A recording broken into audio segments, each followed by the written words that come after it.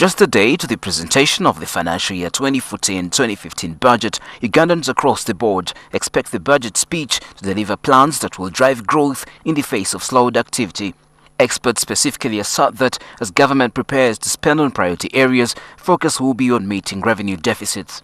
I expect the government to have increased spending in all those sectors: infrastructure, in oil, in agriculture, in health, in education.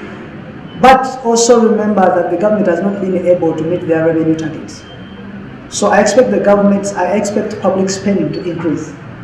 And when public spending increases, this has an effect on interest rates. It has an effect on foreign exchange rates. It's going to distort the interest rates at which banks are giving out money, and it's also going to distort the investment profile.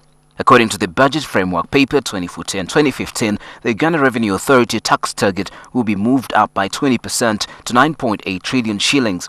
This, as the business community, spells even harder times because it might lead to higher taxes, and many expect it rescinded to the final budget document.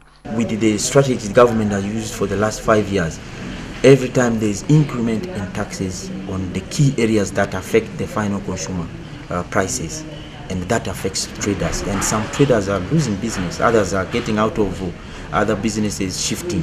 So we don't want something like that to happen, and that's why you see revenue authorities experiencing shortfalls in tax collection, because the amount of working capital they have now cannot buy a certain number of units. They have to spend more money, and part of it is going for taxes. So let the government try to be friendly by cutting down, not too low, because we are going to spend money.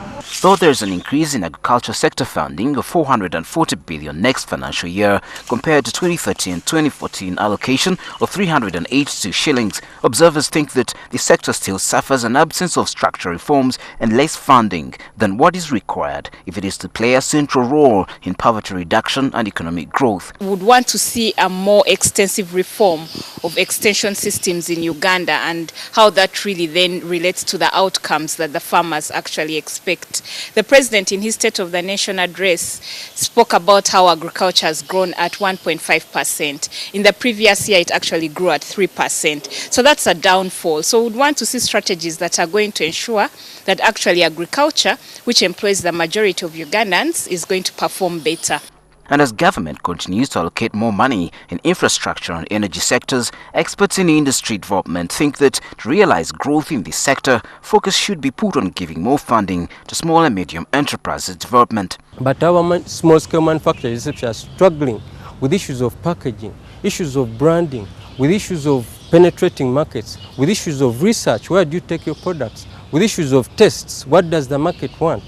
And with issues really of competition, because in certain countries they use certain laws to ensure that they block products from Uganda from accessing those markets. So we hope that government can aggressively try to address this, in addition to what I've already mentioned: infrastructure, agriculture, ICT, and also aspects of skills and human resource development. Because as a country, this is our greatest resource. So if government can invest money in practical, hands-on training for our people.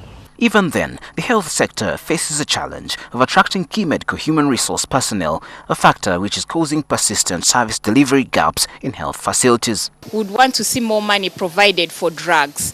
The citizens say that when they go to health centers, they actually get prescriptions, and then they are told to go to the clinic and to the pharmacies and buy the drugs. So if there are no drugs at health centers, however much you've recruited personnel, then it has to be followed up with the drugs being provided. The 2014-2015 financial year budget is coming on the heels of a tough economic environment. It is a kind of situation where the finance minister will be walking a tightrope, grappling with whether to increase the taxes to meet expectations, but risk worsening the situation, or maintain them to help the situation, but also struggle to raise the needed funds. Malcolm Sime, NTV Tonight.